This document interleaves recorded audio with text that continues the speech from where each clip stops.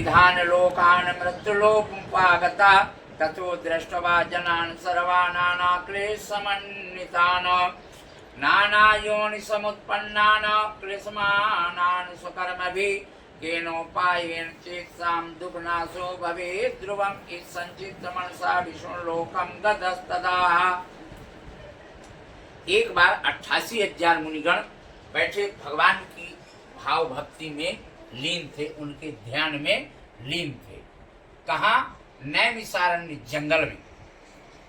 जब इन 88,000 मुनिगणों का ध्यान टूटता है तो देखते हैं कि सामने गुरुदेव बैठे हुए हैं। गुरुदेव को प्रणाम किया और उनसे सीधे प्रश्न पूछते हैं कि हे गुरुदेव, हम लोग अपने दिव्य दृष्टि से तीनों लोक 14 भुवन का दर्शन करते हैं, सब जगह बहुत बढ़िया है, स्वर्ग लोक, पाताल लोक, मृत्यु लोक, लेकिन एक हम लोगों को कष्ट दिखाई देता है। बोले क्या है? बोले मृत्यु लोक में जो प्राणी हैं ये बार बार जन्म लेते हैं, बार बार मृत्यु का गमन करते हैं। पुनरस जन्मम पुनरसि मरणम, बार बार जन्म और मृत्यु का आवागमन बना हुआ है। इस जन्म और मृत्यु के समय हजारों बिच्छू का डंक एक साथ मिला करके मारो, उतना कष्ट प्राणी भोगता है। इनके कष्टों को कैसे दूर किया जाए, कैसे दूर होगा? गुरुदेव मुस्कुराते हैं और कहते हैं कि आप लोग सच्चे मुनि महात्मा हो, इसलिए ऐसा प्रश्न आपने उठाया है। ऐसा ही एक बार नारद जी के भी मन में भाव उत्पन्न हुआ था। कदा नारदो योगी परानुग्रह कांचा प्रडन विधान लोका मृत्यु लोकमुपागता ततो दृष्टाम जनान सर्वानाना क्लेशमन्विताः। सूत जी महाराज सभी मुनिगणों को समझाते और बताते हैं कि ऐसे ही एक बार नारद जी के भी मन में भाव उत्पन्न हुआ था। नारद जी इन प्राणियों के कष्टों को देख करके और सीधे मृत्युलोक से वैकुंठ धाम की यात्रा करते हैं। वैकुंठ धाम में पहुंच करके और नारायण के चरणों के तरफ खड़े होकर के प्रार्थना करते हैं, विनती करते हैं, स्तुति करते हैं। नारायण का ध्यान नारद पे जाता है। कहते हैं नारायण कि हे नारद ऋषिवर, कहिए क्या समाचार लेकर के आए हो? नारद जी हाथ जोड़े बोल रहे हैं कि हे प्रभु, हे नारायण, मैं तीनों लोक का भ्रमण करता हूँ, लेकिन जब भी मृत्यु लोक में जाता हूँ वहां के प्राणियों को बड़ा कष्ट भोगते देखता हूँ। तो बोले क्या कष्ट है? वही चीज उन्होंने भी बताया कि पुनरसि जन्मम पुनरसि मरणम, बार बार जीव जन्म लेता है और मृत्यु का गमन करता है। किसी का 1000 वर्ष आयु, किसी का 500, किसी का 300, किसी का 100, किसी का 50 और किसी का 12 साल, 10 साल, 8 साल, 6 साल, 1 साल, 1 महीना, 1 दिन, 1 घंटा।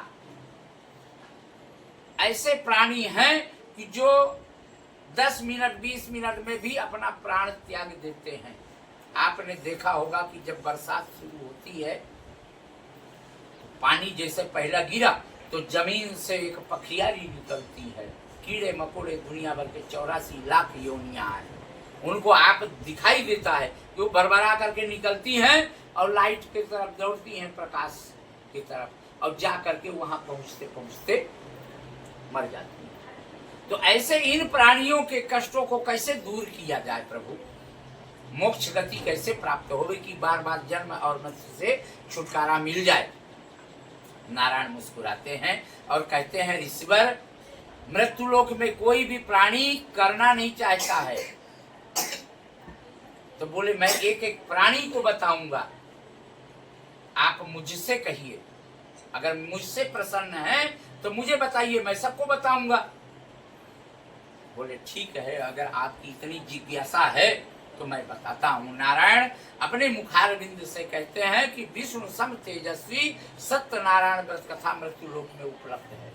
अगर कोई भी प्राणी सच्चे मन भाव से सत्यनारायण व्रत कथा करता है, उसकी हर मनोकामना पूर्ण होती है, संसार का सारा सुख प्राप्त होता है और अंत में वैकुंठ धाम की प्राप्ति होती है। नारद जी कहे कि इसको करना कब है? बोले किसी भी दिन श्रद्धा भक्ति के साथ कर सकते हैं। बोले सामग्री क्या लगेगा प्रभु? बोले पत्रम पुष्पम फलम तोयम। अगर किसी प्राणी के पास फल है, फल चढ़ावे। तो प्राणी में सबसे प्रथम प्राणी मनुष्य माना गया है, क्योंकि इसके पास हाथ है, 5 उंगलियां हैं, ये कोई भी कार्य कर सकता है। इसलिए प्राणियों में सबसे श्रेष्ठ माना गया है मनुष्य प्राणी को। तो मनुष्यों को कोई भी मनुष्य, कोई भी प्राणी अगर फल मिलता है तो फल अर्पण करे, फल नहीं मिला तो कोई बात नहीं, पुष्प अर्पण करे, और पुष्प भी नहीं मिला तो कोई बात नहीं, पत्र अर्पण करे। नारद जी कहते हैं कि अगर पेड़ पौधा ही नहीं रहेगा तब कहाँ मिलेगा पत्र पुष्प फल? तब नारायण कहते हैं कि तोयम, तोय माने जल। बोले 1 लोटा जल सब समस्याओं का हल। भगवान को 1 लोटा जल अर्पण करिए, भगवान उसी में प्रसन्न हो जाते हैं। नारद जी प्रणाम करके सीधे मृत्यु लोक में आते हैं और एक एक प्राणी को बताते हैं कि हे प्राणी मनुष्य, आप सत्यनारायण व्रत कथा करो, आपका सब दुख दूर हो जाएगा, संसार का सारा सुख भोग करके और अंत में वैकुंठ धाम की प्राप्ति होगी। लेकिन कोई प्राणी करता नहीं है। अब एक प्रश्न ये भी उठता है, भाई अकेले नारद जी पूरे संसार में कैसे बता दिया? तो ये चारों युग में नारद जी थे, हैं, रहेंगे। आजकल ये कलयुग आ गया,